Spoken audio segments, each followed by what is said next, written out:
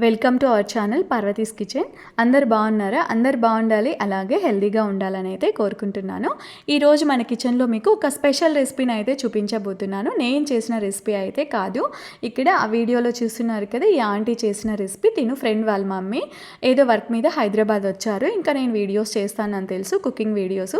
దానికోసమే ఇంకా Karnataka special recipe చేస్తానన్నారు. ఇంకా చేయమని చెప్పాను. అది మీకు కూడా చూపించేద్దాం అన్నట్టు. వీడియో కూడా పనికొస్తుంది కదా, మీరు కూడా ట్రై చేస్తారు కదా, బాగుంటుందని చెప్పి చేయమన్నాను. చేస్తూ ఉన్నారు. ఆ రెసిపీ కోసమే ఇక్కడ పొనగంటాకు అయితే కోసాము. ఇంతకుముందు వీడియోలో చెప్పాను కదండి, ఇంట్లోనే ఆకుకూరలు కొన్ని వేసుకుంటూ ఉంటానని చెప్పి. ఇంకా ఇంట్లో పొనగంటాకు ఉంటే దాంతోనే చేస్తా అన్నారు. అదే ఇంకా తెంపి ఇక్కడ ఇద్దరం కూర్చొని మాట్లాడుకుంటూ ఒలుచుకుంటూ ఉన్నాము ఈ పొనగంటాకుని. ఆ రెసిపీ పేరేంటో ఆంటీ చెప్పేస్తారు, ఒకసారి మీరు కూడా వినేయండి. మేము ఆల్రెడీ తిన్నాము. తిన్న తర్వాతనే వీడియో అయితే ఎడిట్ చేసి మీకు కూడా చూపించేస్తున్నాను. చాలా బాగుంటుంది. కర్ణాటక స్పెషల్, దీన్ని బస్సార్ అంటారు. చాలా ఫేమస్ కర్ణాటకలో. ఇదే అన్నమాట ఆంటీ చెప్పిన కర్ణాటక స్పెషల్ బస్సారు రెసిపీ. దీనిని వంచిన చారు అని కూడా అంటారంట. టేస్ట్ చెప్పాను కదండి, చాలా బాగుంది. మీరు కూడా అయితే ట్రై చేసేయండి. ఎప్పుడు నా రెసిపీసే కాకుండా ఇలా కొంచెం డిఫరెంట్గా ఉండే రెసిపీని కూడా ట్రై చేయండి. ఎలా చేయాలో అయితే చూసేద్దాం. ముందుగా అయితే కావాల్సినంత కందిపప్పును తీసేసుకుని నీట్గా వాష్ చేసేసుకోవాలి.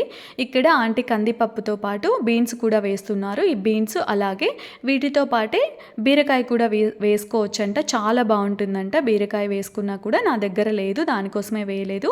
మీరు బీరకాయ ఉంటే బీరకాయ కూడా వేసేసుకోండి. కందిపప్పు బీన్స్తో పాటు వాష్ చేసేసుకొని రెండింటిని కుక్కర్లో వేసి అవి మునిగేలా వాటర్ వేసి మూత పెట్టి ఒక 2 విజిల్స్ ఉడకనివ్వండి. మరి మెత్తగా ఉడకకూడదు. ఇక్కడ కొంచెం మెత్తగా అయ్యాయి, ఇంకా కొంచెం తక్కువ ఉడికించుకోండి. ఇంకా ఆ విజిల్ పోయిన తర్వాత మూత తీసేసి మళ్ళీ ఇందులోనే పొనగంటాకుని నీట్గా వాష్ చేసేసుకొని వేసేసుకోవాలి. మీరు మెంతి కూర కూడా వేసుకోవచ్చు, ఏదో ఒక ఆకుకూర వేసుకోవచ్చు. తర్వాత తగినంత ఉప్పు కూడా వేసేసుకొని ఇప్పుడు ఒక్క విజిల్ పెట్టాలి అంతే. ఆకుకూర త్వరగా ఉడికిపోతుంది కదా, దానికోసమే ఒక విజిల్ అయితే పెట్టింది. మళ్ళీ 2 టైమ్స్ అయితే కుక్కర్లో ఉడికించేసుకున్నారు. ఇది కొంచెం మెత్తగా ఉడికాయని చెప్పాను కదండి. ఒక చిల్లుల గిన్నెలో అయితే వేసేసాను. వాటర్ సపరేట్, అలాగే ఇది సపరేట్ చేసేసుకోవాలి. అలా సపరేట్ చేసి పెట్టేసుకోండి. తర్వాత స్టవ్ వెలిగించేసి ఒక కడాయి తీసేసుకొని అందులో కొంచెం ఆయిల్ వేసి హీట్ అయ్యాక ఒక పెద్ద ఉల్లిపాయని కొంచెం ఇలా పెద్ద ముక్కలుగా కట్ చేసేసుకొని వేసేసుకున్నారు. ఒక 2 టమాటాలు అయితే తీసుకున్నారు. బాగా పండిన టమాటాలు తీసుకోండి. తీసేసుకొని వీటిని కొంచెం వేగనివ్వండి. ఇలా ఒకసారి అయితే కలిపేసేయండి. ఇవి వేగక ముందే ఇందులో వెల్లుల్లి అలాగే చింతపండు వేశారు. వెల్లుల్లి అయితే ఒక 6 అలా వేశారు. కొంచెం చిన్న నిమ్మకాయ సైజ్ అంతా చింతపండు వేశారు, అంతే అండి. వేసేసుకొని ఇవి కొంచెం వేగిన తర్వాత ఇందులోకి ఒక 6-7 ఎండుమిరపకాయలు, కొంచెం కరివేపాకు, మిరియాలు, ఒక 1/2 స్పూన్ జీలకర్ర, 1/2 స్పూన్ వచ్చేసి 1/2 టేబుల్ స్పూన్ అనుకోండి మెంతులు వేసేసారు. వీటన్నింటినీ వేసేసుకొని ఇంకా ఇవి కూడా బాగా వేయించేసుకోండి. ఇవి కొంచెం వేగిపోయిన తర్వాత ఇందులోకి పచ్చి కొబ్బరి ముక్కలు కూడా వేసుకోవాలి. పచ్చి కొబ్బరిని తురిమి అయినా వేసుకోవచ్చు, లేదు అంటే ఇలా పీసెస్లో అయినా కట్ చేసేసుకొని వేసేసుకోవచ్చు.